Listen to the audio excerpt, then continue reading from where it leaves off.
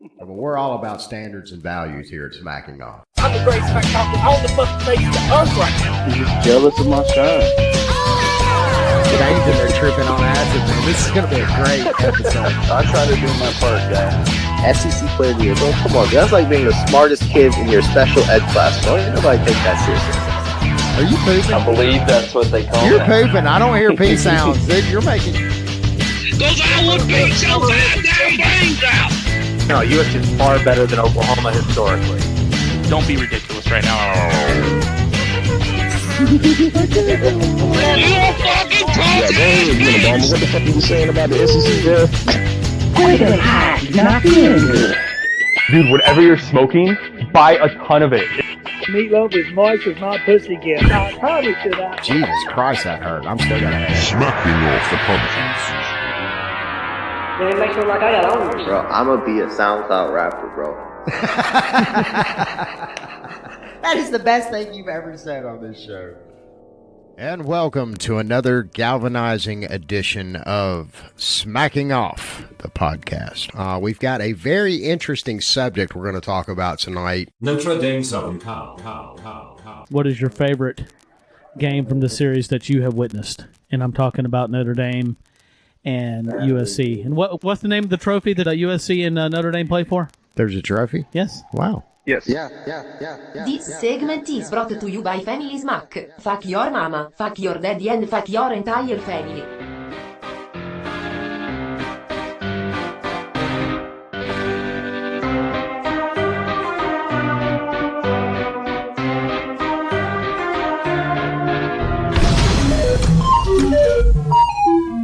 In this corner, Notre Dame fan, Family Smack moderator, and long-time Smacking Off contributor, Sean Devine. In the other corner, USC fan, Family Smack administrator, and Smacking Off contributor, Mike Gibbs. Shillelagh. That's correct. Yep. The what? Say it again. Shillelagh is an Irish war club. Yeah, I know that. I've got a shillelagh. and whoever wins, they add a ruby-studded Trojan head if USC wins, and a emerald green shamrock when Notre Dame wins onto the war club. Awesome.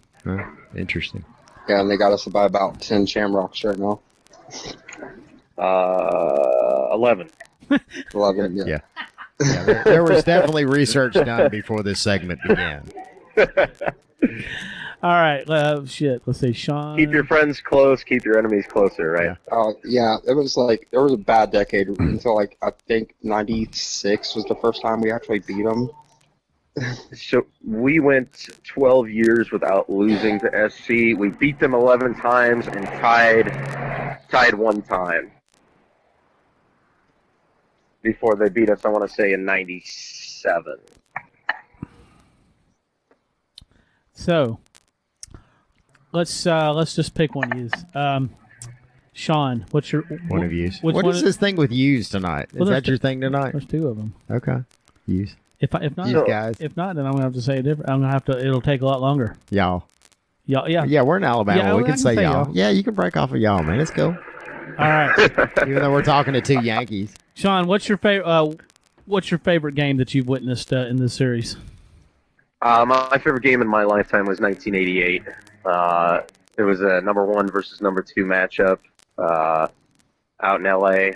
They had Rodney Peete and other couple of good players that went to the NFL, and Yeah, I remember. and they figured that was going to be the end of Notre Dame's run that year, and went out there and just definitely a clash of styles.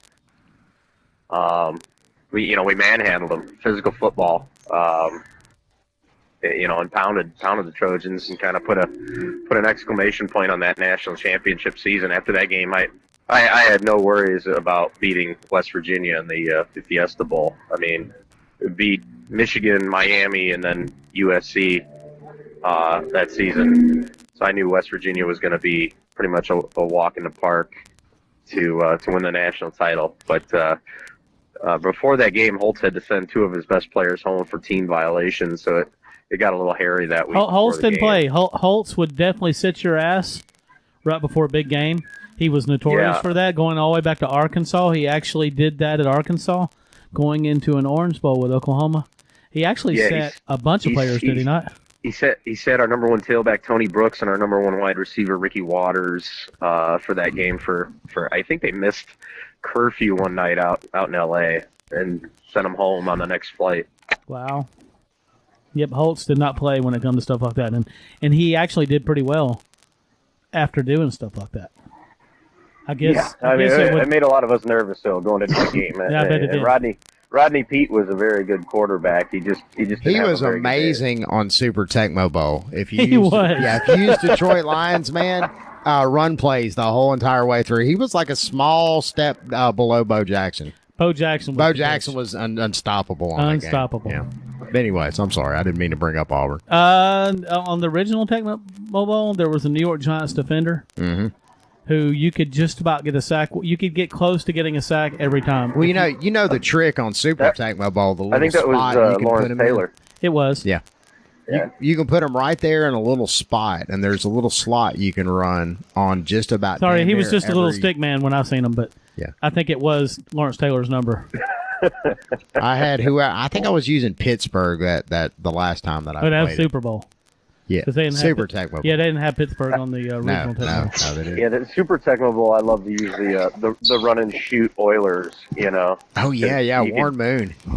You could get like 600 passing yards with Warren Moon and Haywood Jeffries and I still play Tecmo Bowl sometimes. Ernest Givens and Drew Hill. I got a friend of mine that seriously he like bugs me every single time I see him. When are you going to come over to the house and play some Super Tecmo Bowl? It's 2018, ladies and gentlemen. It's still Super Tecmo Bowl is still I'm not going to say it's one of the greatest because there's some of the Madden titles that are just completely flawless. There's a few of the NCAA titles between PlayStations 1 and 2 that are fucking phenomenal. They're still highly playable to this day. Oh, yeah. That last NCAA game, that's the one that's the holy grail. Yep. But, man, I'm going to tell you, Super Tecmo Bowl, it still holds its own in 2018. And they still have, 30 years at least later. up here, they have every year in April, they have the Super Tecmo like challenge up here where people come and compete and everything. It's like man, I got sort of like March Madness. I got a guy that I need to turn on to that seriously. Because he's phenomenal. And I'm not the greatest at Super Tecmo Bowl, but I can hold my own. And I know a few little tricks. And what the fuck is that? What are you doing over there? Are you at a seminar? Is this a sales seminar? One of those what pyramid scheme?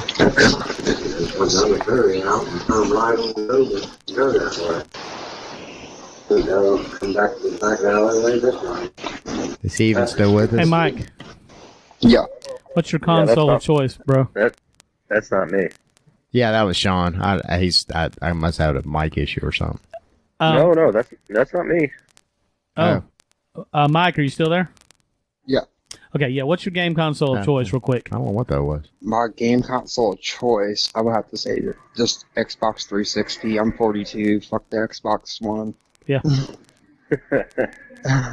Yeah, fair enough. I'm with. I never jived with the Xbox thing for one reason and one reason only is I've always been a huge, massive Bill Gates.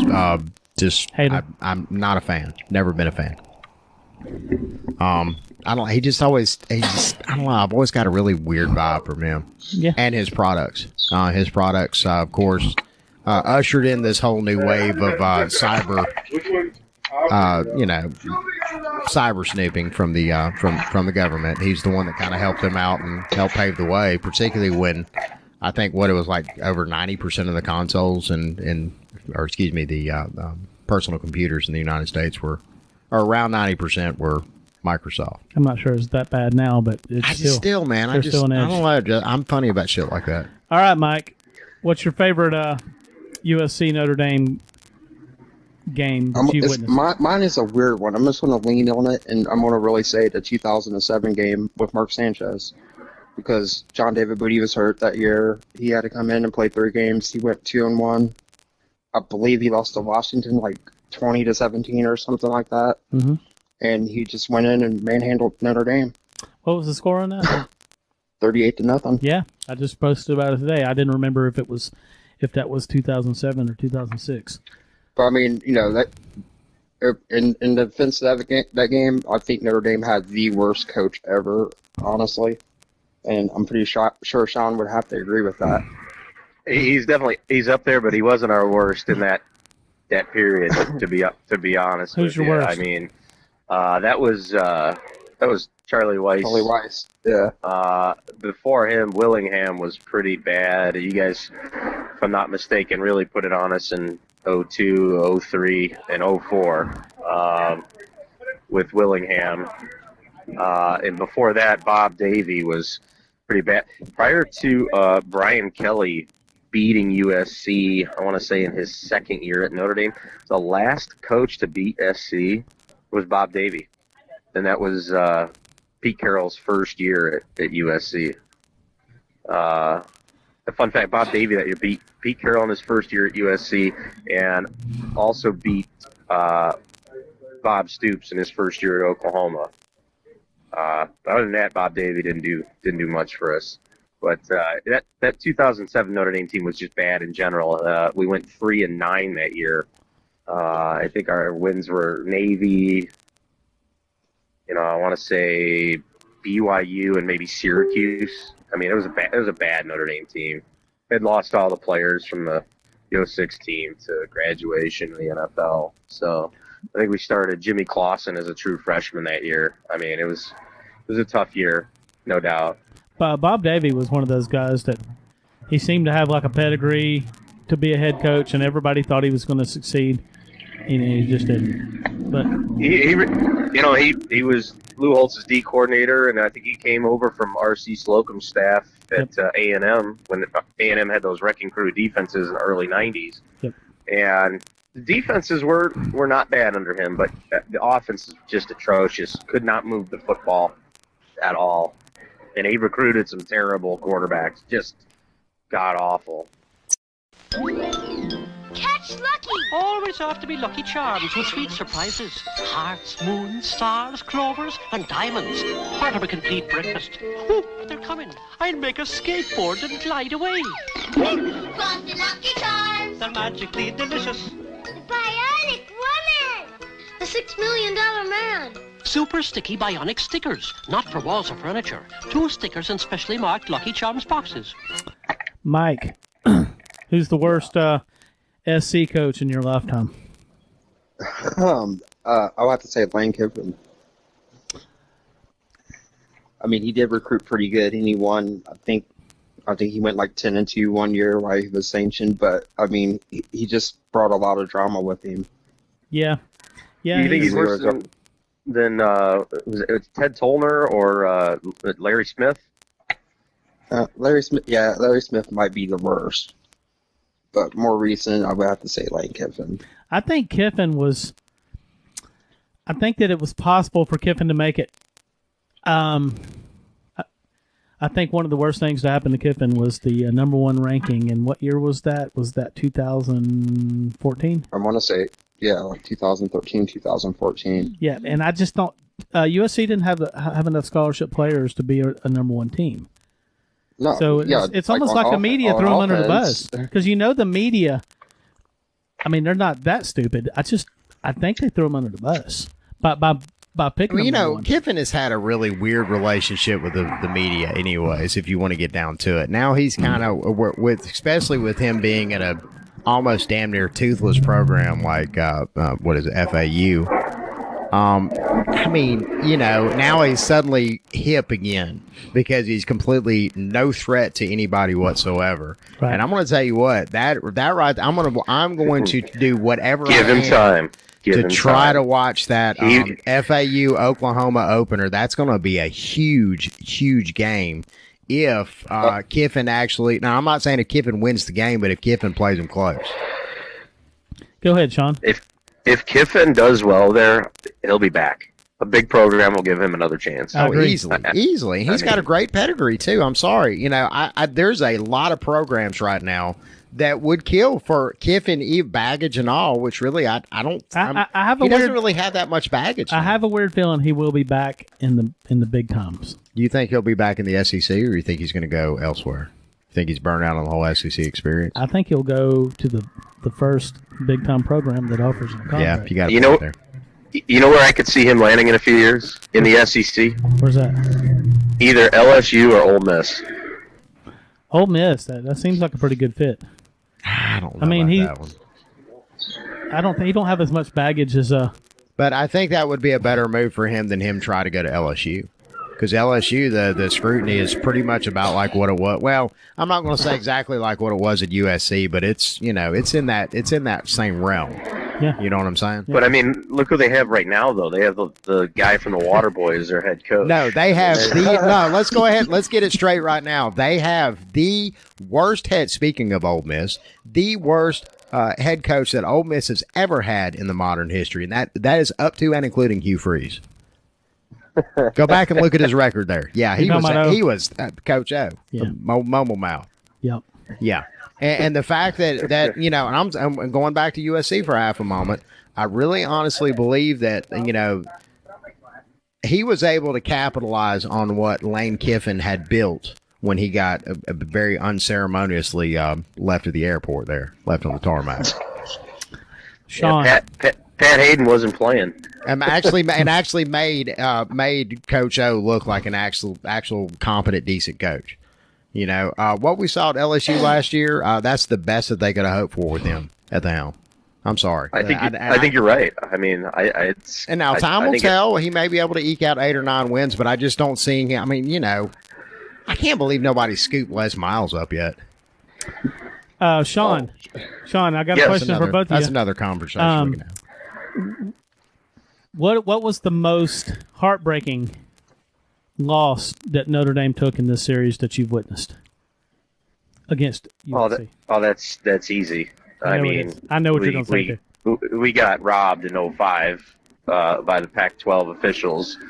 At the time, you could not assist a ball carrier by pushing him from behind. I know that rule has since changed, but it's clear that Leinart was stopped dead at the line of scrimmage, and Bush came and pushed him in. Otherwise, the clock runs out and we beat him. We had the lead at that point. Period. 2005. Mike, what's your thoughts on that game? I gotta agree with you. That's just like the tech rule. I was amazed. I thought the game was over, honestly. On the receiving end for USC, what was your most heartbreaking in this series, Mike? I would say last year. Oh, that wasn't a heartbreaker. It wasn't even in question. You knew you were going to lose, by halftime, right? Well, yeah. It wasn't like a cliffhanger, you waited all the way to the end and was just horribly disappointed. Yeah. I guess you can go back to the year they played Alabama. I think that game ended 20-17. It was really close, and we hung with them all the way to the end. Goal line stand for Notre Dame against SC there. It was 20-17, and SC had 4 chances to put it in the end zone. I think the last play was that 4th down. It was a little bootleg right. The quarterback threw it a little too low for the fullback who was in the end zone. If he throws a little higher, he catches it, and they probably beat us.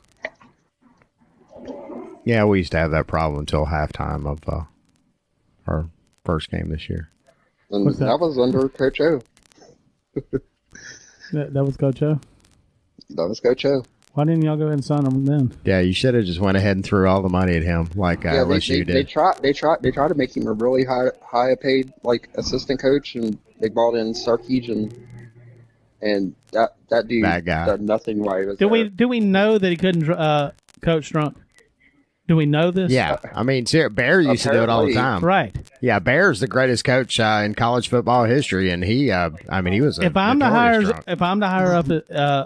ups at USC, I watch this and I see what he can pull off drunk. Yeah, because it could have been that he may have went up a notch when he was drunk. I know guys that can play shoot pool that are drunk, completely wasted drunk, and they're doing 3 rail bank shots. Yeah, darts. Steve Sarkisian's probably that guy.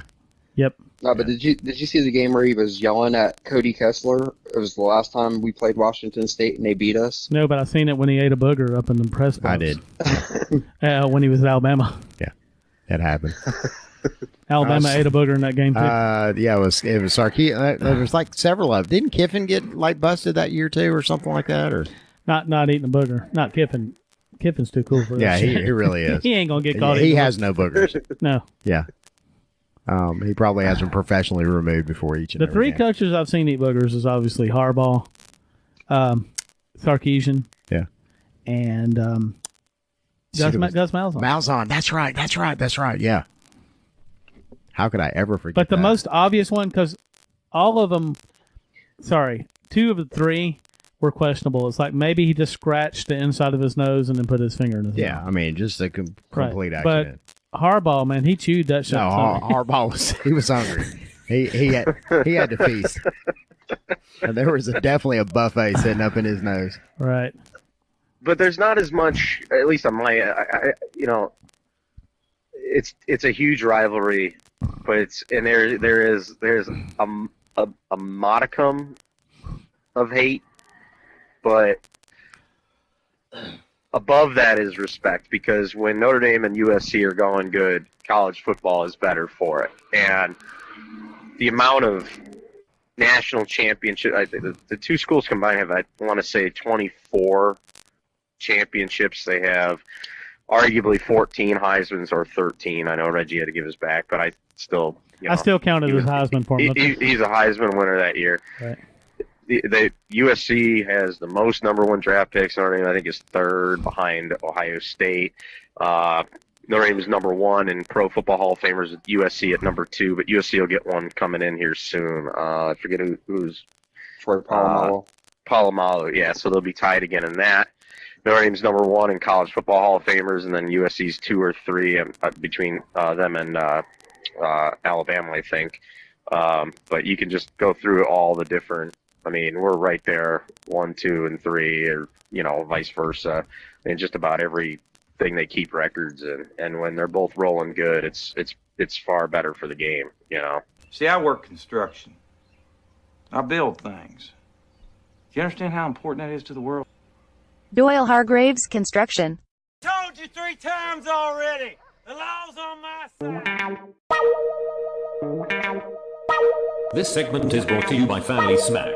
Fuck your mama, fuck your daddy, and fuck your entire family.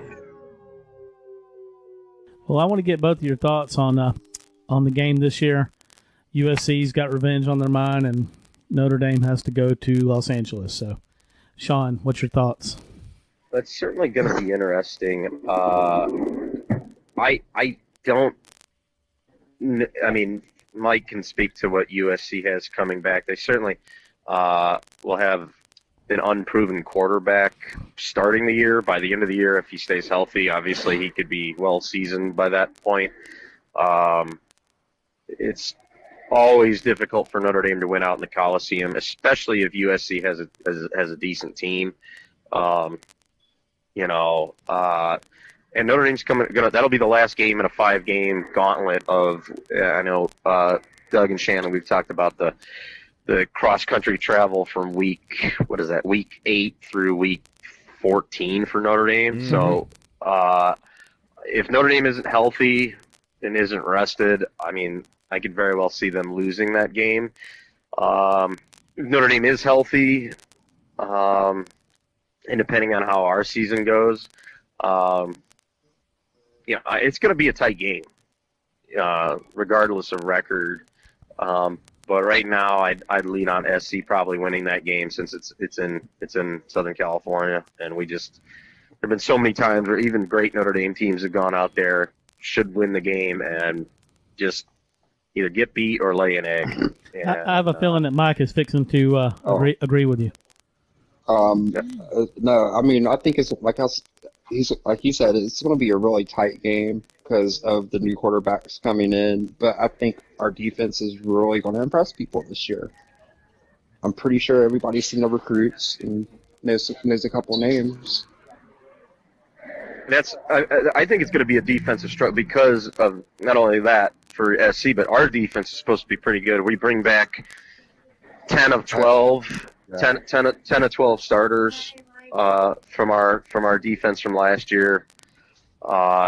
Quarterback, we'll be bringing our quarterback back. We have questions on the left side of our offensive line and at the tailback position. I expect Notre Dame to pass the ball more this year with the maturation of well, we have two quarterbacks that are both capable, and Kelley coming out of spring hasn't named a starter yet, so training camp's going to decide that. He's leaning towards Wimbush, who is the more athletic, bigger, faster, stronger quarterback, but Wimbush has trouble reading defenses and making the tight throw. Versus the kid who's the backup book, who played primarily the entire second half of the bowl game against LSU. Not very mobile, more your traditional pocket passer, but really could fit the ball into some windows. Had some zing on the ball. All right, guys, we got a busy night tonight, but I wanted to talk to you guys about your teams. This is an express segment, guys. We're gonna have to. It's always good though, when I mean, I unless you guys disagree, but I mean, it makes the season better when SC and Notre Dame are in it. Oh, definitely. Yeah, and I think both teams have an excellent chance, particularly coming off of very solid seasons last year. What are your guys' opinions at being Alabama fans on both of those programs? Alabama's going to win everything, so just go ahead and just mark it, dude. Mark it, dude. My want to hate. Shut LSU up for me, okay? That's all I'm gonna say. Yeah, I think that's going to happen because, again, you can go back and see my comments about Coach O, which I've been very consistent about on this show and in threads and pretty much forever. He did a horrible job at Ole Miss. I can't stress that enough. Yep. And I'm sorry. It's just like I would go ahead. I have a different tiger of a different tail that I would say. That's always beat Auburn. I don't really care what Alabama does the rest of it, but if you do one thing, beat the hell out of Auburn. Yeah. Oh, no, yeah. Sean, go read the threads in the Power 5. Oh, is it interesting? Shannon, you seen him the other night, right? When I did that little post about who wins LSU and Alabama, and the other group. It's called the Power 5. Oh, yeah, the Power 5 conferences or something like that. Yeah. Yes, a newer group. Yeah. Yeah, like there's so many LSU fans in there. I'm starting to like really hate that fan. Really? There's like a collective of LSU fans somewhere that can actually use the internet? What? LSU and Tennessee. That's their safe spot.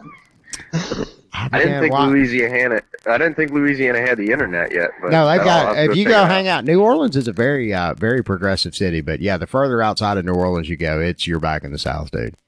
It's like the images of that dude from that alligator hunting show. What was that show called? What was that show? The Crocodile Hunter. Crocodile Hunter. No. That was Swamp People. Swamp People. I was thinking of Crocodile Dundee when you said that. Well, guys, we appreciate y'all coming on, and this was a fun segment. This has been dank. Thanks for having us on. All right, you guys have a good 4th of July tomorrow. Yeah, y'all don't blow your hands off with the fireworks, and don't be using fireworks without your parents' permission. And don't be driving up in the Nashville area. Yeah, don't drive in the Nashville area. They will pull your ass over. Dad or Jeremy may be on the road. Yeah. Don't pull a Jonathan Pierre-Paul on 4th of July. Yeah, definitely. That'll put an end to your jazz hands real quick. Yeah, do the drinking at the house and sleep it off before you get behind the wheel. Everybody be safe. Yep. There you go. All right, guys. Gentlemen. Have a good night. You too. Take care. Good night, guys. Bye-bye. Later, Sean. Visit our Facebook pages, Smacking Off the Podcast fan page and Smacking Off the Podcast group page, facebook.com/group/smackoff, facebook.com/smackologists.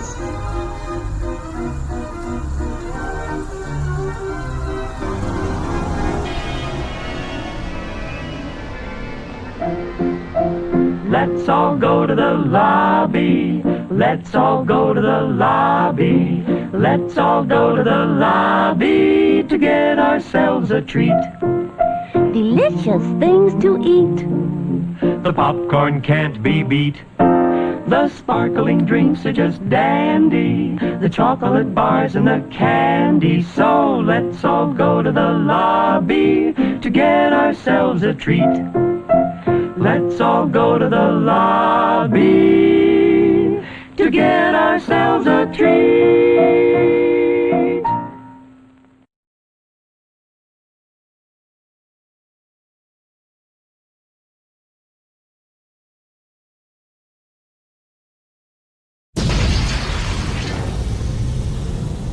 Super. Ultra. Mega. Square Table Discussion. With Dane Kelley, Timothy Bailey, Kyle Golik, Walter Bryan, Tiggy Domes, Alex Bryan, and Dewayne Mizzell. I just got to tell you, Doug, Shannon, whoever, I really appreciate the homework assignment you guys gave me today. Good Lord, I didn't know I was going to have to Google everything. I mean, this was a tough list. I had several that I was torn over. The first 7 are obvious, but not the order.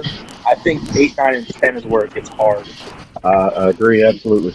For me, I had about 12 teams worthy of the top 10. Well, I'm going to go ahead and tell you that my list was dominated by the SEC. So all the Big 12, Pac-10, ACC haters, I'll just go ahead and put that out there.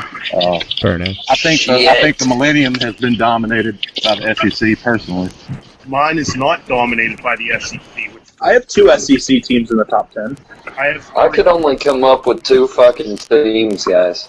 I think I got 2 SEC teams in the top 10. They're both Clemson, aren't they? I've got. They both beat I've probably got Clemson. 2 SEC teams. Oh, I know who they are. That has truly dominated. Absolutely.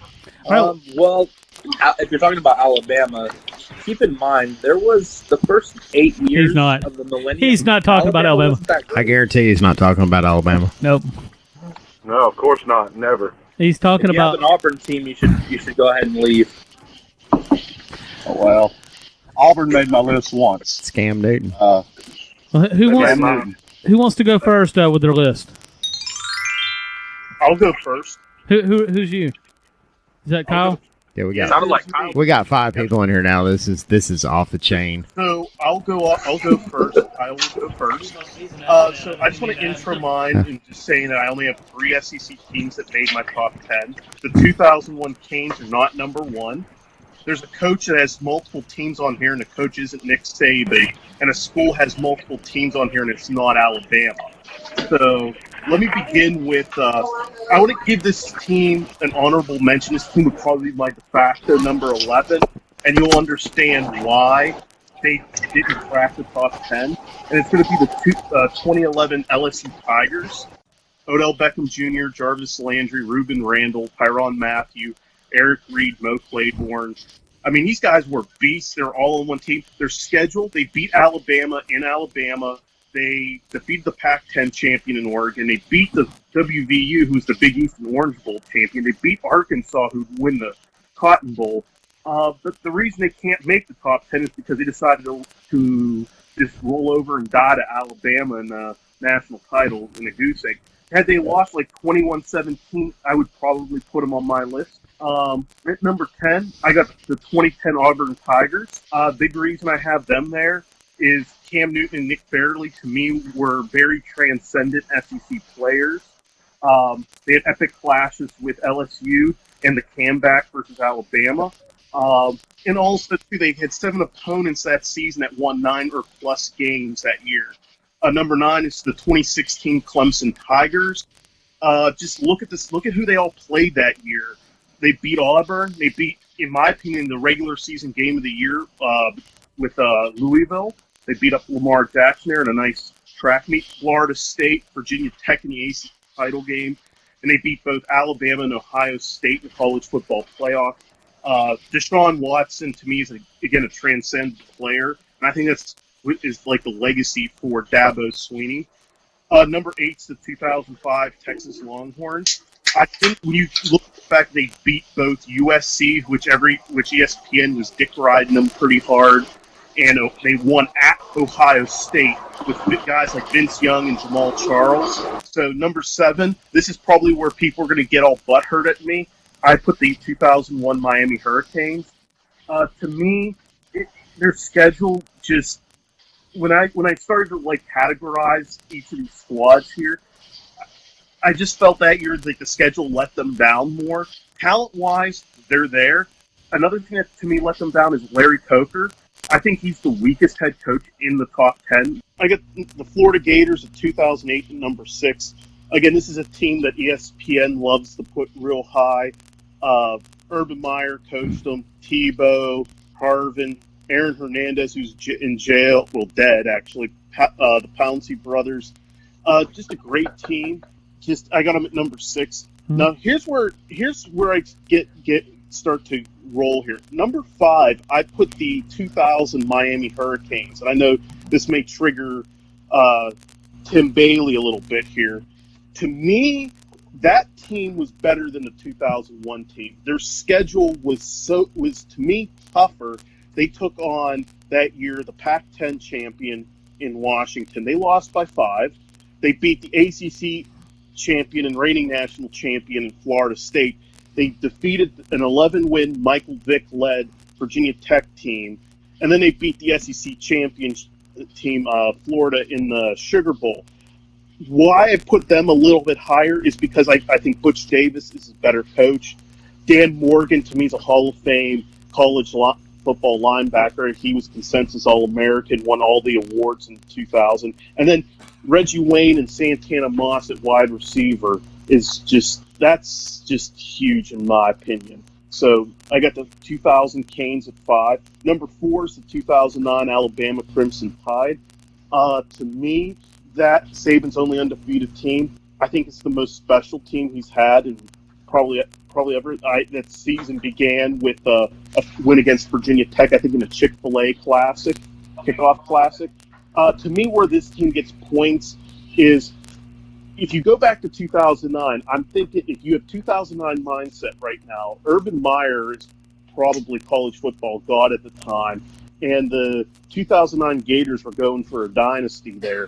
And the fact that Alabama beat them got major points for me. Also, a guy like Julio Jones, who to me is going to be wearing a gold jacket one day, is huge. Number 3, I got the 2013 Florida State Seminoles. To me, they scored 723 points in 14 games. That's a hard number to just ignore. Every game up to the BCS National Championship game, they scored a minimum of 40. Look at the guys that were on that team. Jameis Winston, who won the Heisman as a freshman. Devonta Freeman. Oh, crab legs. Yeah. Devonta Freeman, Kelvin Benjamin, Nick O'Leary, Brian Stork, Jalen Ramsey, LaMarcus Joyner, Cameron Irving, and Telvin Smith. That is a lot of great talent. You've got to give them the credit there. At number 2 is the 2004 USC Trojans. To me, this is a team that I think was Pete Carroll's best. They played a game at Virginia Tech at FedEx Field in D.C., which was basically a home game for Virginia Tech, and won. They beat Cal, which had Aaron Rodgers at the time, in an absolute classic. And then you got to look at they absolutely demolished Oklahoma in the Orange Bowl. I know, sorry Tim. Just look at the talent: Leinart, Bush, Dwayne Jarrett, Steve Smith, Ryan Khalil, Sam Baker was a 3-time All-American, Sean Cody, Frosty Rucker, Lofa Tatupu, and Keith Rivers. Just an absolutely loaded team. And my number 1 team is the 2014 Ohio State Buckeyes. Wow. Interesting. Their knock will be the Virginia Tech loss, but here's the stuff that put them over the top for me. Number 1, you got Urban Meyer, which to me is a top 5 coach of all time. Here's another thing that gives them a big boost. The most important position in football is quarterback. They lost Braxton Miller, who was a 2-time, I believe, Big Ten Player of the Year before the season. They get J.T. Barrett in there, who played essentially the regular season, and who would be, in my opinion, statistically the greatest Big Ten quarterback ever. They lost him against Michigan, and then they threw good old 12 gauge in there, and he was able to beat Wisconsin, Alabama, and Ohio State. So you can never question quarterback depth. But look at the other guys they had on that team. Ezekiel Elliott, Michael Thomas, Joey Bosa, Curtis Samuel, Eli Apple, Marshawn Lattimore, Von Bell, Sam Hubbard. The 51 out of the 85 scholarship players have at least received an NFL contract. And they also, and this is the crazy thing, they were 4-0 against teams that year that won 11-plus games. They beat Michigan State, they beat Wisconsin, they beat Alabama, and they beat Oregon. To me, I just think when you look at just talent, the coach, the schedule, and all the above, to me, 2014 Ohio State gets the nod for me. Got a question. And that's my list. Got a question, Alex. Do you have a hard on right now? Well, Walter Bryan, you're next. Go ahead and give us your list. Yes. Well, all right. Let me start by saying you guys know your shit. I will give you that. Doug's always posting some historical archive data from like 19. I don't know anything. Let's go ahead and get that straight From right back in now. my childhood in the 40s. And so you guys, I'm learning from you guys. But we're going to start out with number 10 on my list. And 10 was a tough one for me. Who caps the list? There's so many good teams. You got 9 good ones already that are obvious list makers. But who do you put? Who bookends the list? And I'm going with 2011 LSU there. And the reason being is, as stated before, the roster: Odell Beckham, Jarvis Landry. Let me get my notes here. Super talented roster. Defeated everyone on their regular season schedule, playing their conference. But most of all, they set the precedence for 2 SEC teams meeting in the national championship. I honestly didn't think I would see it until it happened, but it shouldn't have happened in many people's opinion. But that's one of the greatest national championships I've seen in a long time. It was watching a team out into the 50-yard line. Oh God! I like a defensive battle. I do, and it was one-sided. Alabama 21-0 blew LSU out. Let's be honest, but they represented the SEC. It was a rematch. It's hard to beat a good team twice, as they say. I really think that LSU team was resilient. That there was something about them. They were a team of destiny, almost. Almost. 21 points was the difference. But to me, that's my favorite LSU team too. And I'm an Auburn fan, so Right. it's hard for me to like an LSU team. It's not that hard for me to like Alabama. I'll be honest with you. I mean, they're the benchmark right now. I mean, hate it or love it, Alabama's on top, and that's why I love the rivalry that we have, Auburn and Alabama. Sometimes we best you. But anyways, on to the next one, 2007 LSU. Now, this team was the luckiest damn team I believe I've ever seen. I remember watching several games and watching Les Miles gamble and win time after time. I don't know if he was coach of the year that year. He should have been. But that was just another team, just another resilient team, national champions. I mean, if you're making a list of the most dominant teams, you've got to put national champions on there. 12-2. A list of characters that I could name, but I'm not going to. That's my number 9, LSU 2007. Okay. Number 8, 2010 Auburn. Cam Newton, 14-0, perfection. I typically show love to perfect teams because I was on one in high school. That's just the thing. When you're undefeated, nobody can say a damn thing. Whether you're the best team in the world or not, if you're undefeated, you're undefeated. Cam was unstoppable. Let's be honest; he's one of the most prolific players in the NFL. Was that just a moment ago? Was that a low key shout out to Terry Bowden? Terry Bowden? No. I'm sorry. Gene Chizik. I don't know how he did it, but that team. Well, Terry was perfect that one time too when it didn't count. Was his art. 96, wasn't it? No, yeah. That team was probably 93. better than the 2010 team. It was 93. The 2010 team's not full of names that you recognize. It really isn't. Yeah. I mean, you had to watch the games to know, to showcase, some of the players, except for Cam. also a future number 1 overall pick. Things like that just don't happen every day. So Right. That's why 2010 Auburn makes my list. I wanted to leave them off, and that's hard for me. But like I said, a perfect national champion. There have been so many good teams since the millennium. Mm-hmm. I mean, despite national champions. In fact, I think I have 5 undefeated teams on my list. Everybody else had a loss. Everybody else took a loss somewhere. So there's so many good teams. This list was so hard. I didn't start my list until like 5 o'clock this afternoon. 2009. 2010 19. Auburn is number 8 on my list. I'll get on to number 7. Number 7 is 2016 Clemson. 2016 Clemson, 14-1. And the reason I picked Clemson here, the top 2 reasons. One, they defeated a very, very good Alabama team. I mean, I called it. I predicted it. My friends know me.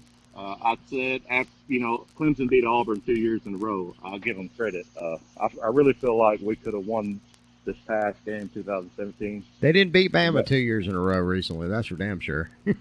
No, they beat Auburn 2 years in a row, and I don't deny it. Clemson's a very good team, very well coached, talented. This year, I expect more big things from Clemson, to be honest. But Deshaun Watson, and I was a hater. I'm not gonna lie. I did not like Deshaun Watson. I thought he was too flamboyant. They started like gay. I think it was like gay flamboyant or just showboat. I think ESPN compared him to Michael Jordan. It's flashy. A little too early, and I wasn't ready to give him. Dane likes that one. The GOAT. Probably was Talking You're about right. the GOAT. But I wasn't ready to give Deshaun that kind of credit yet. But 2016 season that he put together, the way he elevated his play, and I think the Alabama team that he defeated, I think they had like 1 defensive touchdown to every 4 offensive touchdowns or something like that. I mean, just crazy. Just a great Alabama team. And I know it broke Alabama's heart. I laughed. I'm not going to lie. I laughed all night long. But I predicted the rematch, and I predicted Clemson to take the second one, and be damned if Deshaun Watson didn't. I believe he could take the Browns to the playoffs this year. Deshaun Watson is that good. He's next. That's a bold statement. Say again? That's a bold statement. Deshaun Watson The Browns in the playoffs. That was the bold part of that statement. I'll tell you why. We'll take the Browns to the playoffs. I'm not sure about that, and I'll tell you why. I don't think there's a quarterback alive that can take the Browns to the playoffs. Deshaun Watson. Because he's cool under pressure. That kid never cracks. He's just Elite 11. He was born to do this. And as I stated, I was a hater at first, but I'm a Deshaun Watson fan now. First quarterback that should be taken in this year's fantasy football draft. I'll just put it that way. And Doug, speaking of that, we should do a fantasy football smacking off. A family. That's actually come up on a few occasions. Yeah, we'll talk about that. A lot of elite knowledge here, I mean. And, what's your next number, Walter? Put it on the fantasy gridiron. Let's see what happens. Yeah, we're gonna have to speed it up just a little bit because we got people number adding 6. in. Yeah. 2013 Florida State comes in at number 6 on my list. Another perfect undefeated team. Jameis Winston. Old crab Kelvin Benjamin. That team right there was loaded. Devontae Freeman, Telvin Smith, who's an All-Pro, LaMarcus Joyner, Jalen Ramsey, Tim Jernigan, who most people don't remember him, but he was dominant in college, and a dominant kicker, which, that's something I didn't mention about the 2010 Auburn team. It was a field goal kick that claimed the national championship for us. Wes Byram was clutch, and it came through when we needed it. Kickers can't be overlooked. They're people too, so throw a mention out there. But 2013 Florida State broke my heart. Worst game I ever watched, but it is what it is. 2008 Florida comes in at number 5. And I think they were mentioned earlier, just the level of talent on that team. Tebow, Harvin, Jimson Rainey had track speed. Joe Hayden, shutdown corner. I mean, Lewis Murphy. And not to mention, Cam Newton was sitting and waiting. And I think this team right here really marked the end of the Florida dynasty because, as we all know, Saban was. Was that the year that Cam stole the computer, or was that the following year? It was the following year. Okay. I believe that Cam Newton stole the computer. No, I take that back. It was the year. Okay. The following year, Cam Newton spent at junior college. Yeah. Before transferring to because he stole the computer. Yeah. Before his daddy cut him a deal. Had Cam Newton. Yeah. Go ahead. Oh, we were just talking about church. Go ahead. Had Cam Newton stepped into that role following the 2008 season, I mean, maybe Florida was won another one. I mean, Urban Meyer, the talent that they had at Florida, they were on top of the world. Yep. And that is the Florida team that stands out to me. 2011 Alabama comes in at number 4. And this team right here, I think they were 12-1, blew out LSU in the national championship, as we spoke about earlier. But this team right here, I believe, is the Alabama team that gave me the impression that they were linebacker U. I mean, C.J. Mosley, Dante Hightower, and Courtney Upshaw. That was one hell of a combination. Mark Barron, Kirkpatrick, D. Milner also on the back end, DJ Fluker, McCarron, Cheeseburger Lacey. I mean, they had the talent, but that linebacker core really caught my attention. And I think to this day that's Alabama's bread and butter, linebackers. I mean, they've had some of the greatest linebackers in the past millennium here recently. So 2011 Alabama at number 4. 2004 USC comes in at 3. Undefeated, blew out Oklahoma in the Orange Bowl. And this is strictly based on talent level. Reggie Bush, I believe Lindell White was actually the leading rusher that year. Leonard, Smith, Jarrett, Baker, All-Pro. That actually lost a couple in Mike Patterson and Sean Cody on that defensive line, but Cedric Ellis, Frosty Rucker stepped in. And they had a linebacking core similar to the 2011 Alabama. Cushing, Malaluga, Clay Matthews. I mean, that's what win games. I love defensive games. I'm an Auburn fan. We're going to win games this year by defense alone, I guarantee you. Auburn looks really good on defense this year. Kevin Steele deserves all the credit in the world. He has that defense ticking, and it wins games. People tell you defense wins championships. Well, you know, the better defensive unit usually wins the championship. That's true. At this rate, he may wind up at Arkansas before Malzahn does. I think if Auburn could win big games on the road, that's really Auburn's problem.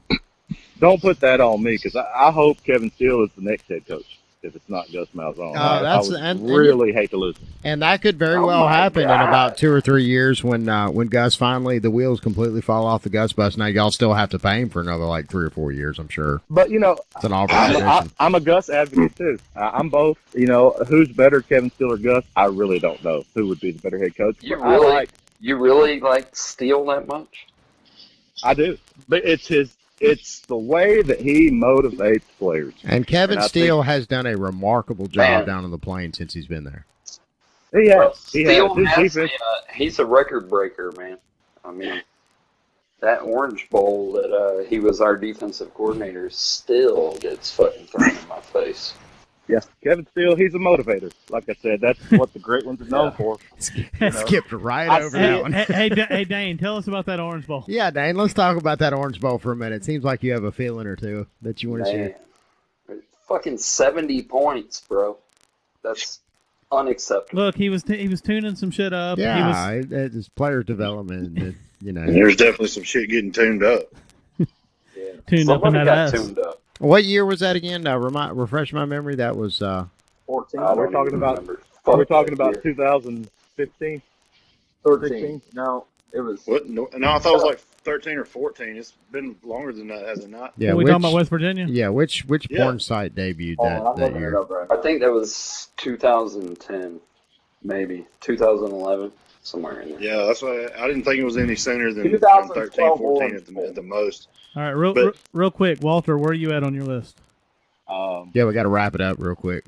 That was number That Three. was number 3, was it Number not? three, yeah. USC. All right. All right, number 2, and Doug's gonna like this. You know, Doug actually tells me that he likes the 2012 Alabama team. He thinks they were prolific, but I like the 2015 Alabama team. They come in at number 2 on my list. 14-1 defeated Clemson for the national championship, but it was the talent on that 2015 Alabama team that really grabbed my attention. Derrick Henry. I mean, you really don't need to say anything He about was Derrick so Henry. fun to watch in an Just his Alabama name uniform. He is all really you gotta was. say. And I'm a Tennessee Titan fan. I'm looking forward to something. Here in the Yeah, future. you don't see too many defensive ends running the fucking ball, not since Christian Okoye. No, exactly. Damian Harris was also on that team. He's in line for a big year, I guarantee. Calvin Ridley, O.J. Howard, Jonathan Allen, and Deron Payne, 2 of the finest defensive tackles I've seen in the last 10 years. Reuben Foster, probably the best middle linebacker I've seen in the last 10 years, in my opinion. Sideline to sideline speed. Yeah, covered the dude's whole speed field. is crazy. He was, yeah. I agree. Auburn tattoo on his arm. Auburn, Alabama. But Yeah, nobody he went to ever Alabama. accused him of being smart. They just said he could play football, and they were right. Reggie Ragland. I mean, that team was loaded. That was, I think that was the mark for Alabama. They're only getting better. I hate to say it, but 2009, 2010, 11, we saw, Alabama's pretty good. They've won 6 national championships, but they're only getting better. I mean, Jesus Christ. That was just 2 years ago. This year, they might be just as good. But 2015 Alabama, number 2 on my list. And I did put the Hurricanes first on my list. I knew you would. Yeah. Reason being, I believe you could put that team on the field tonight against the greatest teams in college football, and they split, if not better. The roster was ridiculous. Jeremy Shockey, Andre Johnson, Vilma, Willis, Portis, Will Fort, Gore, McKinney, Roll, Sean Taylor, Ed Reed. I hadn't even said Ed Reed yet. Philip Buchanan made a living in the NFL. I mean, that team, they were the ones that established the U. You watch football, Monday Night Football, whatever, prime. You thought you'd never see the end of the U. You'd never stop hearing the U. That's why. Because so many players represented the U in the NFL for so long, and they were. I agree, but that goes back to the 90s, the late 80s and early 90s. It was kind of the third resurgence of Miami. They, in such a short time, they have planted the NFL full of players in a relatively short period of like serious football. And it all really started around, Howard Schnellenberger and those guys, back in the day. But Absolutely. that was kind of like the third resurgence. Like, that was like Miami number 3. And I agree that's probably the best roster that could be mentioned on this particular subject matter. But yeah, I mean, I don't know if I would say that was that they set the tone. They were kind of the third resurgence, really, in my mind. Honestly, call me a hater, but Alabama should probably be number 1 on this list, because if you're talking about the millennium, they are the ones who set the benchmark. You break Paul Bear Bryant's championship mark, and you've done something. And they've saturated the NFL with players. I think they had 12 players drafted this year. So that's what you want to be as a college football program. I mean, if you want to win games and fill seats, I mean, Alabama, they're arguably the greatest dynasty of the millennium. I don't even think it's an argument, to be honest. Right. But that 2001 Miami roster, I think, could beat some of the better Alabama teams. I mean, It's possible. It's just unreal. And You they were right. you got Ray Lewis, Ed Reed. Well, Ray Lewis was gone by 2001. Was he? Ray Was he gone? Ray was already gone. But Ray was, NFL Defensive Player of the Year by then. I mean, he was another one who just didn't get enveloped into the millennium. But Miami, and it's Florida. He was 99 class, wasn't he? If you want to recruit some great players, go to the state of Florida. I mean, everybody knows that. Hey, And they were concentrated to Miami at the time. South Florida's busy with some football. If you want to win the game, you gotta take good aim and get the most marbles with your hippo. Playing Hungry, Hungry Hippos. Hungry, Hungry Hippos. Hungry, Hungry Hippos is the name of the game, and whoever hippo gets the most marbles wins. Playing Hungry, Hungry Hippos. Hungry, Hungry Hippos. I win! Hungry, Hungry Hippos, new from Hasbro.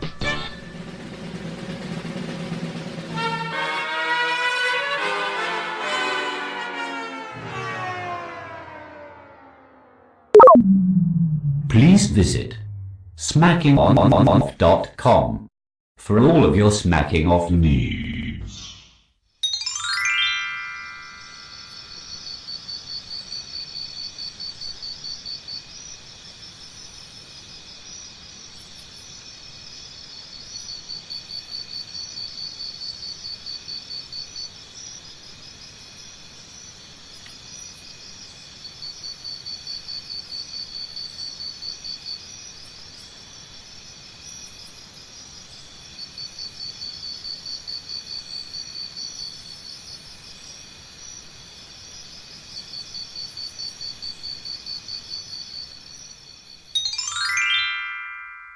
Let's move on to Alex. I'm anxious to hear Alex's. All right, can you guys hear me? I can. All right, cool. 2010 Auburn is my number 10 team. They went 14-0. They averaged 41.2 points per game, 499.2 total offense per game, pretty good rushing yards per game as well. And we were this close to having Luck versus Newton in a national title game. Which my number 9 team is the 2014 Ohio State Buckeyes. 14-1. They had an NFL record in 2016 for most players taken in the first 4 rounds from one school, which was 12. And can't leave them off the list, really, because winning with a third-string quarterback is just pretty special, especially with it being the first college football playoff. My number 8 team is 2008 Florida, 13-1. They had like 6,000 yards of offense, 42 touchdowns. They had that fluke loss to Ole Miss, which pretty much probably kept them focused the rest of the way, honestly. And nobody after that game came within 10 points of even touching them. Number 7 in 2009 Alabama. Can't leave out that one because, I mean, they went 14-0, broke the 17-year drought of national title for Alabama. They had like 7 players drafted in 2010. It brought Alabama their first Heisman winner. So that was a pretty special one. That was a pretty good dominant Bama team. I think that's the best one Saban's had, honestly.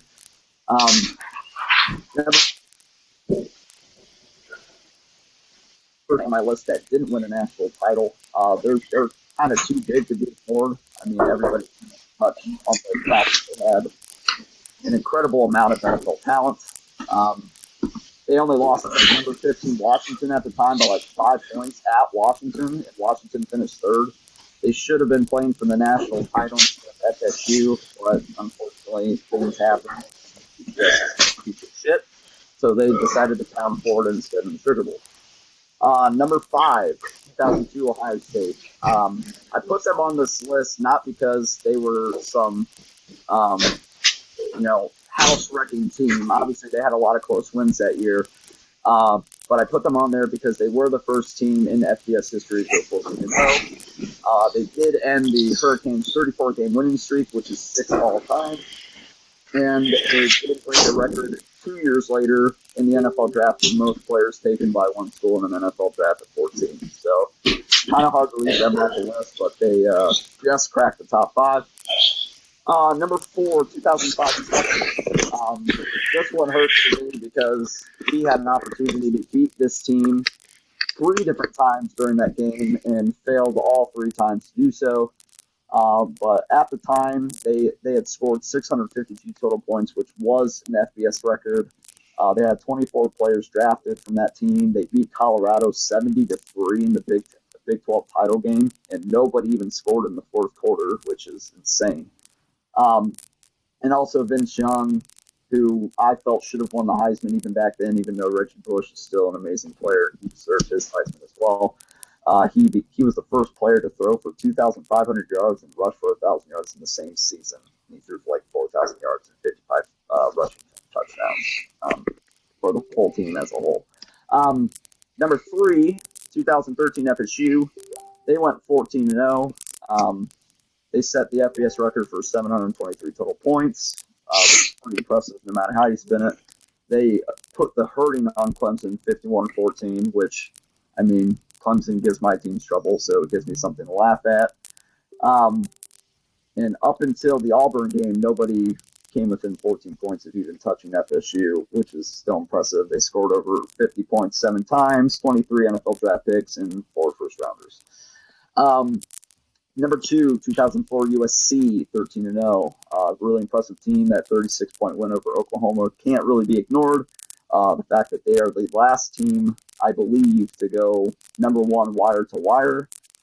There were like 5 undefeated teams that season, so that was a pretty loaded season as far as good teams go, which makes it harder for teams like 2004 Auburn to get in. But, I mean, they had like Matt Leinart, Reggie Bush. You guys touched on it already. They were just a really dominant team.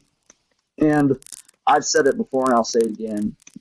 2001 Miami has to be number 1.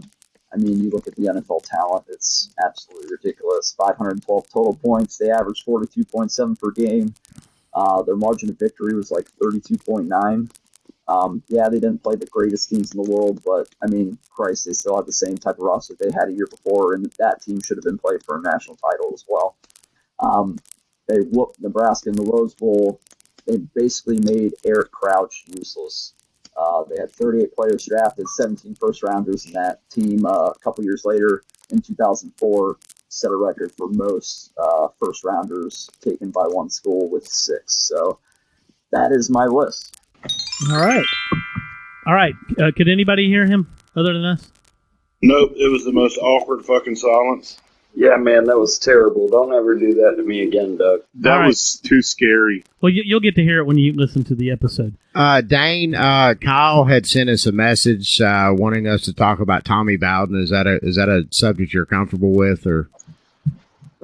Fuck Tommy Bowden. Talk about who? Tommy Bowden to go. One of them Bowden boys. You mean that guy that Nick Saban executed in a matter of minutes? Yeah. Yeah. Hey, you guys ought to give Clemson credit. That was the game that started the Alabama dynasty, and I was there to see it. Yeah, I mean, you're probably right. I I don't think anybody expected Alabama to come out there and stomp the ever-living fuck out of Clemson the way they did. I mean, when the coach gives you a phone call after the game and goes, all right, well, what the hell did you see? Because they all had the same amount of time to do prep work. He's like, what the fuck happened? How did y'all figure us out like that? Dwayne and Colin Harper fucking happened. That's what happened. Dwayne and Dane, y'all fight it out for who's giving the next list. Yeah. Do I now? Dwayne and Dane, y'all have to battle for who's going to do the next list. Yeah, battle for our pleasure. All right. What's the rules? Are there any? No, there are no rules. You can say fuck your mama. You can talk about his taint. You know, whatever, man. Who do you pull for, Dwayne? The Crimson Tide. The mighty Alabama Crimson Tide. Go ahead, man. I'll bow down to your greatness. That's why. Dane's our co-host anyway. He's got to do the parting thing. Yeah, Dane's got last word. He gets to make fun of everybody except for Alex. He cannot make fun of Alex. We'll talk about Tommy Bowden as soon as you get done. All right. Well, I mean, most of my list is basically to provoke conversation.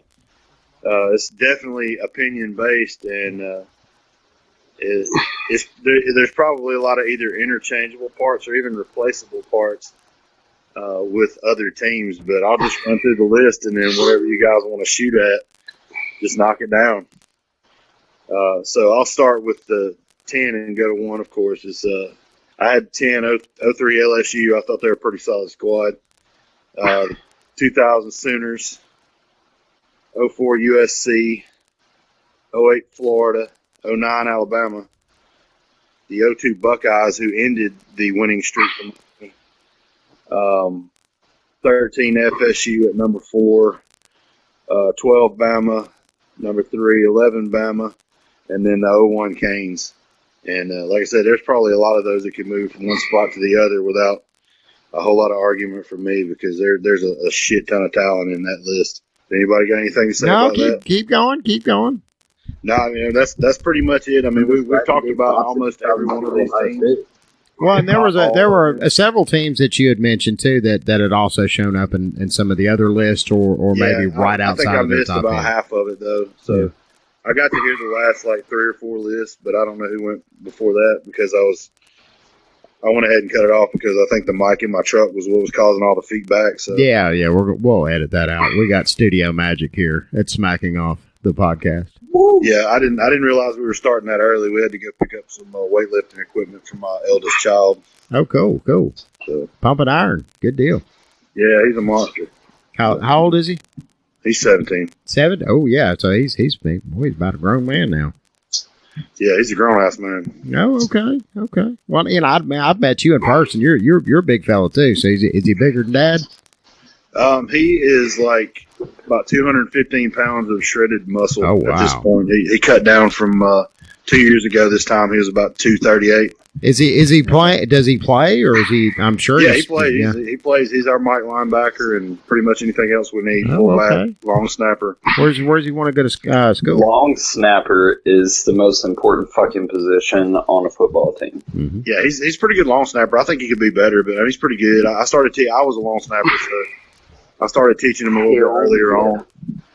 Some of us guys in school were able to go to a couple of Jackie Sherrill's special teams camps. I don't know if you guys knew how good I think Jackie Sherrill was. Is that the first time that we brought up Jackie Sherrill on the show, Doug? No, it's been brought up. Yeah, it's been brought up, but that's I always loved Jackie. He was the first $1 million man. Yeah, he was. He was the first $1 million man. We did talk about this on the show. Yeah, I mean, the guy was pretty smart. Yeah. All right. But anyway, yeah, I mean, he does what he does. I mean, he's got one more year to go, so we'll see how it goes. How's that prune treating you? He actually wants to go to UAB, though. He wants to study forensics.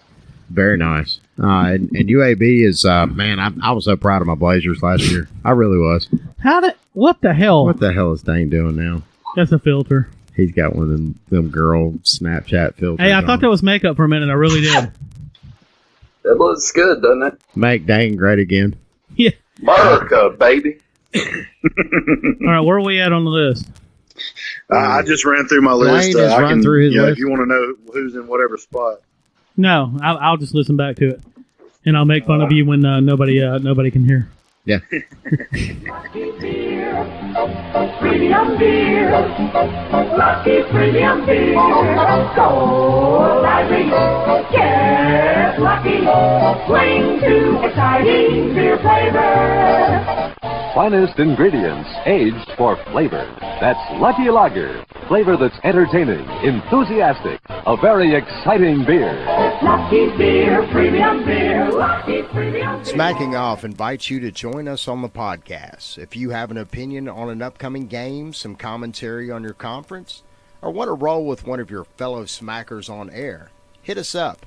You can message us at the Smacking Off or X's and O's Facebook pages, email me at maddenshannon@toothfairy.com, or call us on the Smack line, 304-508-BAIT. And as always, fuck your team. Timothy Bailey. Let's listen to your list. So this was honestly a very tough list. My top 7 teams I thought were pretty easy, but after that it was tough. I'm just going to throw out a couple of teams' names that are honorable mentions that didn't make it quickly and not explain much why. The 2002 and 2014 Ohio State teams didn't make my list narrowly. 2015 Alabama, 2011 Alabama, and 2003 LSU didn't make my list barely. Clemson, I didn't consider 2016 Clemson at all, but they were just outside that too. Sorry, that was Dane. Yeah, Dane was laughing very loudly. It's not anything against them. I didn't realize it until I looked into it how insanely deep, full of great teams these 2000s to now have been. And I just don't see Clemson beating any of these teams that I'm about to name. Okay. So I'm going to start with my number 10. I have 3 teams from this season on this list because I think this was arguably the greatest season in college football history. At number 10, I have the 2008 Texas Longhorns. At the time, the Big 12 tiebreakers, there was 3 teams that had the same record in the Big 12 at 11-1, 7-1 in conference: Oklahoma, Texas Tech, and Texas. Texas lost a heartbreaker on basically a Hail Mary fluke play against Texas Tech on the road, which kept them out of the Big 12 title game and eventually out of the BCS championship game. But they finished 12-1, beat a good Ohio State team. They beat Oklahoma. Oklahoma State was good that year, etc. They were very good. So you think the 2008 Texas team would beat the 2016 Clemson team? No doubt in my mind. See, that's where maybe you're right. Maybe you're right. Well, keep in mind that team had Brian Arakpo, Earl Thomas, Lamar Houston. Offensively, they had Jordan Shipley, Colt McCoy. They were very good. They were loaded. My number 9 is the 2008 Oklahoma Sooners. DeMarco Murray, Sam Bradford, Trent Williams, Phil Lodeholt. The whole offensive line went to the NFL. Almost the whole defensive line went to the NFL. Almost the whole secondary. The whole team was just NFL ridden. Gerald McCoy. You can just keep going on and on and on about that team. My number 8 is the 2004 Oklahoma Sooners. Adrian Peterson, Jason White, Dan Cody, Antonio Perkins, who just recently had his record broken for the most punt returns in the history of college football for a touchdown. You can keep going more. Mark Clayton, Mark Bradley. This team was loaded. I mean, until they ran into the brick wall, that was the 2004 USC Trojans team. They were dominant. My number 17 is the 2013 Florida State Seminole. This team was loaded. All 22 starters went to the NFL, and I think that alone just says enough about the talent. I do like Jimbo Fisher as a coach, Devontae Freeman, Calvin Benjamin. We've already talked about this. My number 6 is the 2012 Alabama Crimson Tide. I think this was the best Alabama team that won a national championship. This team was dominant on both sides of the ball. They had a great quarterback in A.J. McCarron. Obviously, they had several good running backs as well, as they always do. And this team, besides the fluke game against Johnny Manziel and Texas A&M, just pretty much cruised through everyone like they were paper mache. Well, I mean, and to be fair, Johnny Manziel was responsible for a lot of fluke games. That guy was just completely unreal.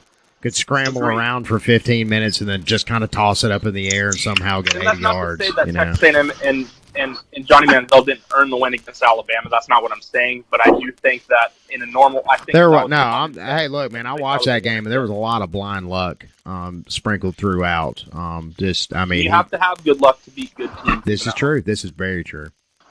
My number 5 is going to make people mad, but this is probably the most talented team on this list. But I couldn't have them at number 1, like most people probably do, because Kyle already mentioned it. They didn't have a great coach. They didn't have a schedule at all. 2001 Miami Hurricanes. I struggled to put them higher simply because of the fact that, well, the one good team they played was Virginia Tech that year, and they almost lost that game.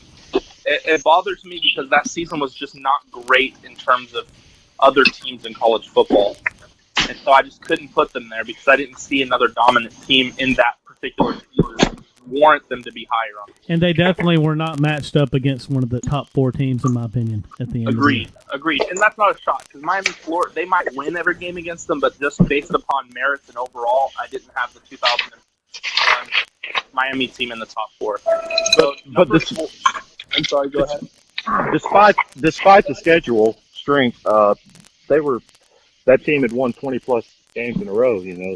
34. I think the 34-game streak still stands, if I'm not mistaken. That stands at what? Oklahoma has a 47-game winning streak. The most consecutive wins. No, yeah, Oklahoma's got a 47. 34. Okay. But anyway, and they did that in the Big East too. Miami was no joke, which is why it was hard for me to leave out the 2002 Ohio State team who beat that team, basically the same roster the next year. But this is a tough list. Anyway, number 4, I have the 2000 Oklahoma Sooners. They had the greatest defensive performance considering their opponent in the in the national championship game 2000 plus. They held the number one offense in the nation, which that 2000 Miami team should have lost to. They missed field goal and should have given up over 30 points to. That Oklahoma defense shut them out with the likes of Roy Williams, Teddy Lehman, Rocky Kalmus. Wasn't the score like 13-2? Yeah, 13-2, yep. All right, now my number 3 team, which makes me want to throw up in a sock, Texas, the 2005 Texas Longhorns team. Texas. This team was fantastic. They played a classic against USC. It's very rare you have a team come back like the Texas team did, because their 2004 counterpart was very good as well. They also only lost one game that year to Oklahoma. And Texas came back to beat a USC team who had won the previous year in the national championship game. It just goes to show you how different games can be just based on year to year, even though the same virtual teams happen to play each other. My number 2 team's the Florida Gators in 2008, and the reason why is because of Tim Tebow. I don't think that their roster necessarily matches up with some of the other teams on this list, and I don't even think it was the best roster that season they won the national championship. But they did win the national championship, and they do have the greatest quarterback in the history of college football on their side, in my opinion, and that's why I have them number 2. They were pretty loaded. Hard to ignore that. They were pretty loaded. I mean, you're talking Percy Harvin, Aaron Hernandez. They definitely were not slouches on in terms of roster talent, but we're talking about. I mean, looking at the other teams on this list, again, I just don't think they had the overall roster talent edge compared to many of the teams on this list that we've already named. I'm pretty sure Florida dominated the country defensively that year. Spikes was their mic. I mean, they had a. They were very good. They were rotating defensive linemen in and out of there so fast you couldn't catch their names. I mean, they were pretty stacked. You know, that was one of the best teams I've seen. Stands in the national championship game against Oklahoma. Still salty we didn't have DeMarco Murray, because that probably doesn't happen if we did. But anyway, my number 1. And then Florida was never seen again after 2008. Well, they were good the next year. Pretty much, though. But my number 1 team is the 2004 USC Trojans. I felt like this team. The reason why this team got a nod over some of the other teams is the team that they beat was also another truly dominant opponent. Going into that game, that Oklahoma team had won. I mean, they had 2 of the top 3 in the Heisman Trophy voting, including the reigning Heisman winner from the season before, Adrian. I can think of a better opponent, though. I mean, that Oklahoma team is out of your guys' mind, and this Oklahoma 2004 team and this USC 2004 team could have literally flipped by just one game's result. And I think that it was crazy, considering this wasn't restricted to just national champions, that no one has named the 2004 Oklahoma team yet, considering who they had on their roster. Adrian Peterson, Tommy Harris, Dusty Dvorak. We could just keep going on and on. Rodney Poole, tons of talent. I think the blowout really stained their image. The blowout left in people's minds, but that blowout was because of how great the 2004 USC team. And it was just one of those games where it was their night, in my opinion. But yes, the 2004 USC team, in my opinion, gets the number 1 vote over these other teams because of the considerable competition that they played that year, and they beat another team that was just as equally dominant in that year, unlike Miami and some of the other teams. And that's the worst. That's still the worst ass whipping anybody's taken in the national championship game, isn't it? It is. Yeah, and I don't like reliving it, so I hated that I had to put them up there. And didn't USC have to vacate 2 of those wins that particular year? They vacated those 2 wins, but I saw it happen, so I'll vouch for the fact that I saw my team get their ass kicked by USC. Even if NCAA says it didn't happen, it definitely did. I think most of the world thinks that 2004 Auburn should have been there. And I'm not saying they would have beat USC, because I do think they were a great team. Well, I think that a lot of people think they should be there only because of the way that the 2004 national championship would have happened, but I also don't think that the 2004 Auburn team was remotely close to the level of the other 2. I don't know. You had one Adrian Peterson, we had 2. The Cadillac and Ronnie were pretty damn good. That was the $1 million backfield, Jason Campbell. I think they're better than people think they were. But it's another tarnish. You'll never know. They had a good depth chart that year. They were able to play defense pretty well that year. And they had they had a hell of a running game because Campbell wasn't a slouch running the ball, but he could still make the little short throws and stuff to keep it open. And again, I don't think Auburn was terrible that year. Don't get me wrong. I just don't think that they would have been able to beat Oklahoma or USC, and I'm not really sure that they beat Utah that year because keep in mind that Utah team had Alex Smith and Urban Meyer. Yeah. And that's, again, not a shot. I think that 2004 was a great year in college football. We had a lot of very good teams. I think they probably could have competed with Oklahoma. I think so. And I didn't put 2004 Auburn or Oklahoma on my list, but those were two great teams. Sake of conversation, I think 04 Auburn slows the game way down, and it costs Oklahoma in the end. Dane, you're up. All right, so I'm doing a similar type setup as Mr. Dwayne. I'm just going to run through my list, and if you don't like it, fuck off. Fair enough. Don't really give a shit. Fair enough. Disclaimer, I did not include USC or Florida because, USC had to vacate their natty and their Heisman, and fuck Aaron Hernandez, man. I don't support murderers. So apparently he did in jail. Somebody was fucking him. Oh god, fuck that guy. Yeah, somebody he goes did. right in the pile with Tommy Bowden and Kevin Steele, as far as I'm concerned. Oh wow, that's just. Where does Anthony Bourdain fit in? Oh man, I liked him. I liked Anthony Bourdain, man. He was sweet. Yeah, but he was off the chain with the cooking. He did what? He selfishly pushed out, leaving a kid behind to have to deal with that shit. Nah, man. Hey, Alex, At least the you know kid's sign rich language? now, right? We can see you on video now. If you sign, then people will be able to hear you. Yeah.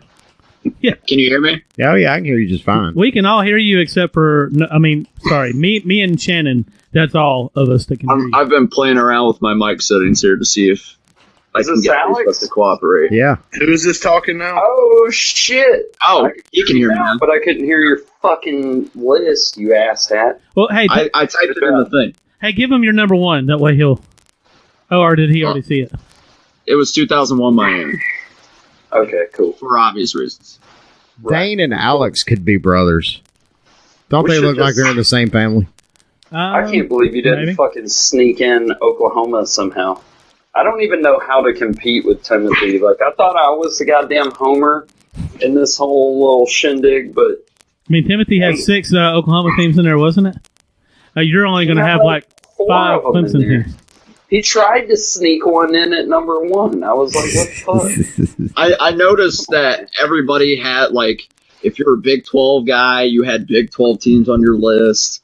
Me being a Big 10 guy, there was only one team I could really put on my list if it was a Big 10 team. So I was kind of like... Was it 2002 Ohio State? I had 2014 and 2002, but not as high as you think. I didn't... There's really nothing wrong with that because those are legit rosters. 2014 was number 9 on my list. That's disappointment, Alex. It's just so disappointing. Listen, I look at the other Alex for a while, and that does not surprise me at all. He's pretty fair and balanced. I look at the other teams in front of them, and I'm just like, they could probably beat them. They could probably beat 2014. I only had 2002 higher than 2014 simply because they were the first 14-0 team in FBS history, and they beat Miami's win streak, and they had a record amount of players taken 2 years later in the NFL draft. You know I hate Ohio State with a passion, and I still gave them the number 1 dude because look what they even all did fight the loss to Virginia Tech. I know. All right, guys. Well, I got to run through my list because I've got. Go ahead. That's why I'm in the nude. I've got to get ready for work here shortly. All right. McDonald's white. Fuck USC and fuck Florida. I don't do cheaters and I don't do murderers. So go fuck yourself. Number 10, I had 2002 Ohio State, and I was seriously debating on 9 and 10. I don't know. I really like the team. Sean. Whatever. All right, number 9, I had the 2016 Clemson Tigers, and I really didn't even want to put them on my top 10 because I was being called a homer. But it is. No, that's homo. We call you a homo. Right, same thing. Okay, that's what I said. Fair enough. All right, number 8. I had the 2010 Auburn Tigers. Oh, fuck. Go ahead. I know. It hurt me almost as much as it just hurt you. Number 7, I had the 2013 Florida State Seminoles. Then number 6 through, I don't know, I kind of jumbled my shit up because I was debating myself over and over and over about this. Number 6, I had 2009 Alabama because, goddamn, they were nasty. I saw them in person. It was disgusting. Number 5, I had 2012 Alabama. Number 4, I had 2011 Alabama. Jesus Christ. Number 3, I had 2003 Texas. 2003? Number 2, I think it was 2003. Are you talking about the national championship Texas team? Yes. 2005. 05. My bad. I'll show you. I scribbled. I couldn't really read that shit. Sorry. All right. Number 2, 2015 Alabama, because they beat the GOAT. And I think that the 2015 Clemson squad was better than the 2016 team. But, Alabama whipped their ass, so that fucking tied in, man. All right, and then for my number 1 spot, I had a 3-way tie. I could not choose between these 3 teams. I had a 3-way once.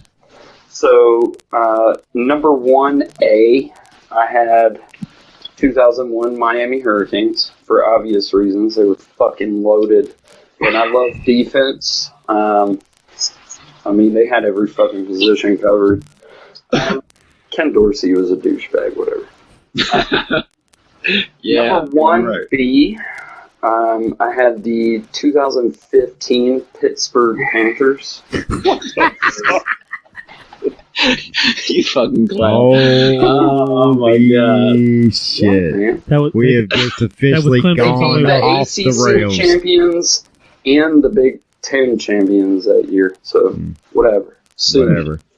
And then, so that's not being the tallest midget, right? Like that. In 2 pools of midgets, I might add. And then 2016 Tennessee life champs. No, but you were close. You were close. I know who he's going to be. Number 1C, I had Central Michigan Chippewas. I was just guessing. Almost. The 2016 Syracuse Orangemen. What a fucking offense they had. Good God. I mean, I don't think I've ever seen a pair of wide receivers that good ever anywhere outside of Clemson. So we're having this conversation already. We're having, yes. Yeah, shit. So there we go. That's my list. Thank you to everybody but Dane for their participation tonight. Dane, really? put some fucking pants on. I was like the host and shit. You were eating popcorn in a very comical fashion. Were you able to screenshot that? I did not. Now we should just run that on a loop for the whole entire show with the audio. That would have been great. That really would have been. Yeah, just you trying to eat the popcorn slow motion. Okay, so you were pouring it into your mouth. You were getting like 2 kernels in, and 15 were falling down to the ground. That shit got everywhere. Doing some TO type stuff. I want to send a shout out to Timothy. I had the popcorn ready just to hear him, and he did not disappoint me. It was fucking fantastic. Super salty. The popcorn or both. Thank y'all very much for participating. We enjoyed every single moment of it. I want to say one thing about Deshaun Watson because I heard it earlier, but nobody can hear me. Let's do it. Though I wouldn't take him as the first quarterback in a fantasy football draft, he is going to be the dominant future for that division. Because, I mean, I volunteer at the Pro Football Hall of Fame, so I get to see like pretty much everything. By the way, congratulations to Brian Dawkins, former Clemson player, well deserved. And Ray Lewis and all of them. I mean, well deserved. Except T.O., he can go fuck himself. He doesn't want to come to Canton. Screw off. But I get to see a signed pair of cleats from Deshaun Watson of forget what record it's for, but he set some record last year before he got injured. He's definitely going to be a quarterback of the future, especially when Aaron Rodgers and company leave. So, whatever happened to the good old days, man? Guys like Kenny Stabler showing up to the fucking stadium, fucking trashed out of their mind. Can't do that no more, man. And still winning the fucking game. They got that drug test going on. Money. These fucking liability is more like it. Man. These motherfuckers, they get paid. In some cases, hundreds of millions of dollars, man. People are not going to just let them show up fucking hammered. Man, I swear to God. Well, hold on now. Stabler had a pretty good record. Tomorrow, he would show up shit hammered and throw for 4 TDs. Yeah. See that? What do you do with some bitch like that? I mean, when he showed up sober, when he showed up sober, he didn't really. The team didn't have any spirit. I mean, when you got the whole fucking league making rules against you because of the way you play, you must be doing something right. I bet they let him do whatever he wants. That's what they do, Saban. Believe that. That's right. I wish he'd run for governor of Alabama. I'd vote for him so hard. Me too. So he could stop being coach. That would be the first ever. No. We don't need that. This is Alabama. This is Alabama. We will pass a law. We will pass a law if Nick Saban will run for governor. Ever shutout in a gubernatorial race. Yeah, if he ever runs for governor of the state of Alabama, we will automatically see fit that he can serve as many terms as he wants to and coach the football team and pretty much do whatever the fuck else he wants. He has to stop coaching football if he does that. No, yeah, but he's going to become the athletic director. I'm a resident of the state of Alabama, and I will make sure that never happens, what you just said. He needs to keep coaching. Absolutely, I'm with you, Shannon. Yes, he needs to coach and he needs to Joe Paw it up and seriously be out there in a wheelchair. He needs to go out differently than Joe Paw did. Yeah. Did you guys hear that DeMarcus Cousins signed a deal with Alabama to play for them? Sounded. I heard he was going to Golden State too. So. Yeah. No. All right. Well, we're gonna thank everybody that's left on here for participating. The people that already exited out, fuck all of them motherfuckers. Yeah, y'all should have stayed till the very end. Fuck Have a good night, gentlemen. Damn it, Kyle. Didn't Saban do a speech like that not too long ago? Like was a couple of years ago or something like that, bitching the students for not staying, bitching out the students for not staying for the whole. Oh yeah. He hung them out to dry after they're beating Vanderbilt by like 50 points or some shit like that. Y'all know, y'all just stay for the end. Yeah, right. It was something. Well, they had I didn't even stay for the end of that fucking shit.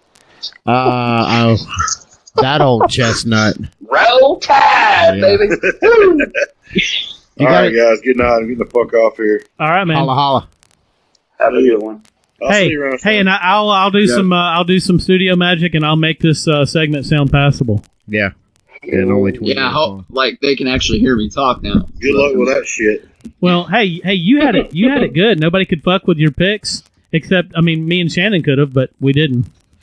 Yeah, we're all stupid anyway. We had no idea what the fuck he was saying, man. Yeah, I typed my list on the thing. Well, you know what this is going to do? It's going to make half these motherfuckers don't even listen to the episodes when we put them out, but they're all going to listen to this shit to hear what the hell Alex had to say. Yeah. So hey, we didn't do it on purpose, but we would have done it if we would have thought of it. I mean, I'm gonna listen to it because I like the sound of my own voice. Yeah. Same. But that's it. Oh shit. All right, guys. Hello, Kyle. What up? Goodbye, Kyle. Guten Tag. Y'all have a good night. Good night.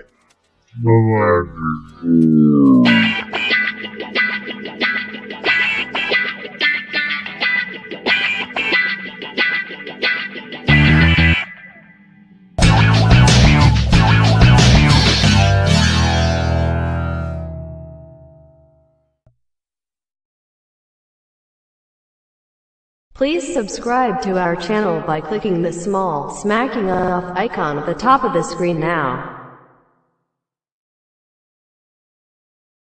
Click the link at the bottom of the screen to watch last week's episode.